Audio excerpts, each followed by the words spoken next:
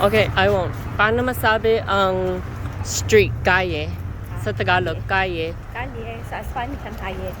Calle. Kalye. Paano masabi mo sa Filipino? Double L na Tagalog. Oh, calle. Kalye. Ang kalye. Ang K-A-L-Y-A. Y. Ang LL. Kumusta? Ano yun? Yung nanay ko at ako mag-translate tayo sa Filipino ang salita sa ibang paano masabi ang things you see when you're out traveling, like kung saan nasa biyahe ka, Mga bagay na nakikita mo, mga bagay. Mga mababagay bagay o tanawin views.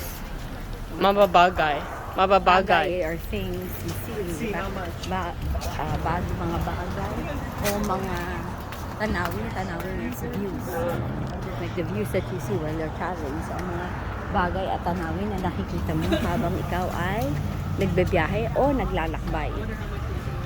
Traveling is also naglalakbay. Other than nagbebiyahe is also naglalakbay.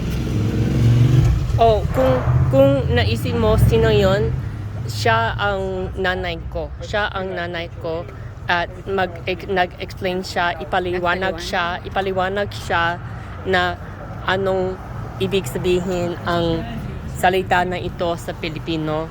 At gusto tayo masalita sa prong Pilipino.